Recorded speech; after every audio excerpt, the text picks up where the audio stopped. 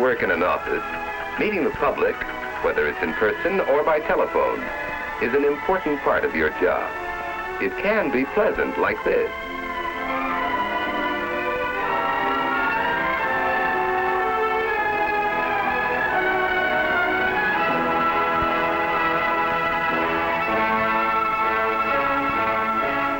Or it can be like this.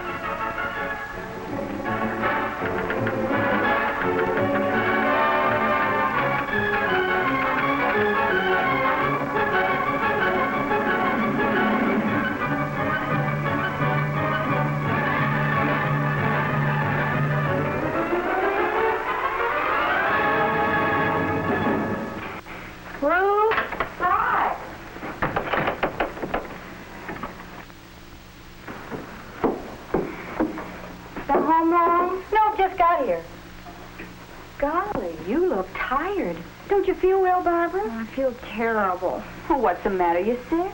No, it isn't that. I've decided to quit my job. Oh, what happened? Is it your boss? Oh, no, you know I like him. Well, then the company. No, the company's all right. It isn't that. It's the people that come into the office. They're so rude and inconsiderate. It's just more than I can take day in and day out. Why, meeting people is the thing I like most about my job. I think it's fun having new people come into the office all the time. Well, Oh, the water's boiling. It was as simple as that. For Ruth, meeting the public was pleasant because she enjoyed people and greeted them with a smile. For Barbara, meeting the public was tiresome and unpleasant because her attitude was cold and uncooperative, sometimes even antagonistic. You know, when I first started, I felt like you do, Barb. But I found out how wrong I was. What do you mean? I found out it wasn't really the other people I was seeing. It was a reflection of myself. I was cross with them, they were cross with me. Oh, it's not as simple as all that. You'd be surprised. I found out that if you're nice to people, they're usually nice to you, too. Well, the people in my office are different, and I'm simply not going to stand for it any longer. You're tired now, Barb. I know just how you feel. Let's talk about it again later on. It's no use, Ruth. Really, I've made up my mind. I'm going to start looking for a job tomorrow. I'll set the table. Oh, here, I'll do it. Everything else is ready. Why don't you go in and sit down and rest for a few minutes? No, thanks. I think I will, if you really don't mind. What you need is some good hot food in you. It'll make you feel better. Oh, it's not that, Ruth. I know I'm tired, but it's more than that. A reflection of myself? I don't see how it could be. After all, what do they expect? I've got my work to do.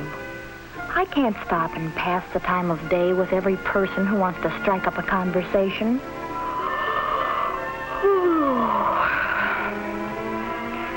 It isn't my attitude that's wrong. It's the people who come into that office. I'm going to look for another job.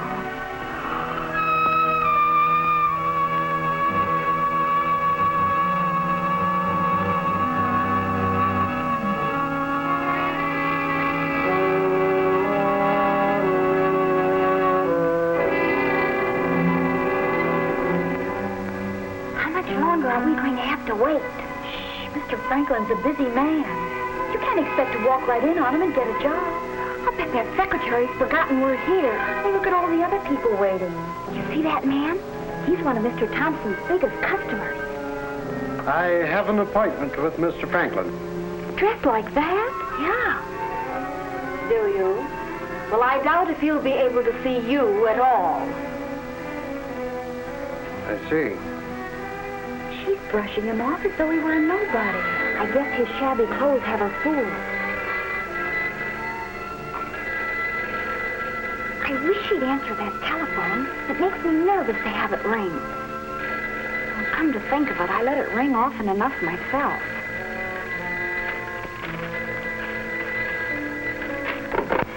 Hello. Yes. Who?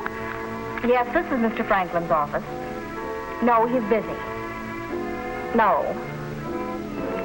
No. I don't know who's in charge of that. Oh, yes, I suppose so. If you want to. State 4059. Oh, 95. Well, which is it, 59 or 95? Oh, all right.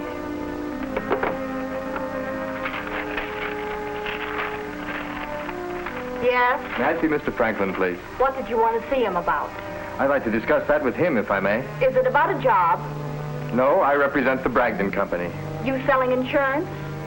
We're one of your company's suppliers. Well, I'll see if he'll see you. She should really find out what his business is, but not like that. She should do it tactfully. Well, I guess those questions were kind of blunt. And you'd think she'd know who the Bragdon Company is. Mr. Franklin isn't in. He isn't? I said he isn't in. Thank you. He isn't in? Well, then why has she got me sitting here waiting then? I don't think she told that man the truth. Well, I'm going to find out whether she told the truth or not right this minute. Young lady, miss.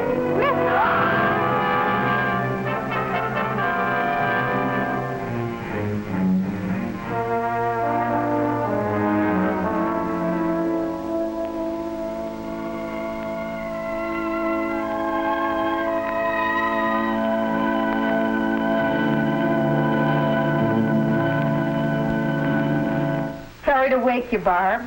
Dinner's ready. Oh, that's all right. I was having a nightmare anyway. A nightmare. I hope it wasn't too gruesome. Help me? Yeah. Ruth, you know what you said before about seeing the reflection of ourselves? Yes? Well, I think I'm going to try it. That's fine, Barb. I know you'll find that if you're nice to people, they're usually nice to you, too. Now, how about some dinner? Gee, I didn't realize I was so hungry. In the days that followed, Barbara did her best to acquire a genuine interest in people, for she found that smiles are effective only when they're genuine. She carefully practiced the first basic rule in meeting the public, remembering and using names. Oh, yes, Mr. Borden. I'm sure that Mr. Thompson will be glad to see you. Of course, Mr. Farnsworth. I'm sorry, Mr. Pratt. She formed the habit of tactfully getting the name and business of every visitor and of introducing him in a pleasant, gracious manner. Mr. Thompson, this is Mr. Markham of Allied Manufacturing Company. How do you do?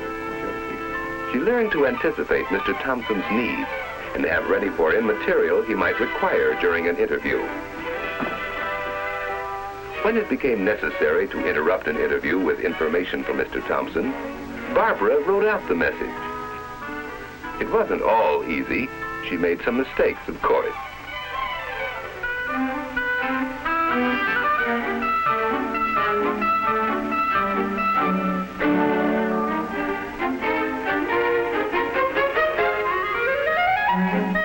She learned, too, that it's a mistake to argue with visitors. You have an appointment at 10:30. Mr. Thompson should be with you in just a few minutes. Would you mind waiting over there? As different kinds of situations came up, Barbara discovered the proper way to handle them. One of these was the inquisitive caller. Oh, I suppose you girls managed to keep busy.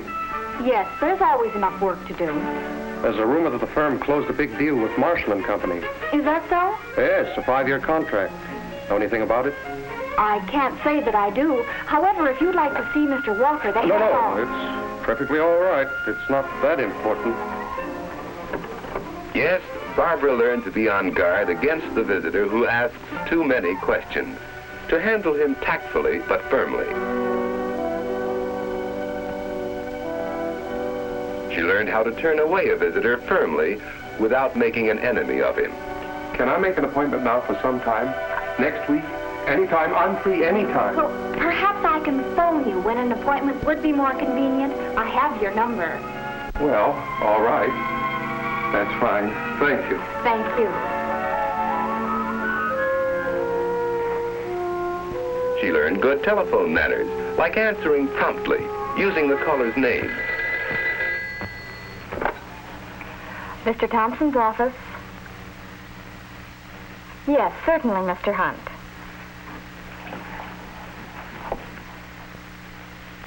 And getting the message right. She got into the habit of keeping a waiting visitor informed so that he'd know he wasn't forgotten. Mr. Thompson will see you very soon, Mr. Greenleaf. Oh, thank you. And of course, she became more conscious than ever of the importance of neat, simple clothing in the office. Above all, what Barbara acquired in the days that followed was a real understanding and liking of people. She found that smiles are contagious, that courtesy begets courtesy. And because of her changed attitude, the duties which had once been a nightmare for her became instead the pleasant and exciting experience of meeting the public.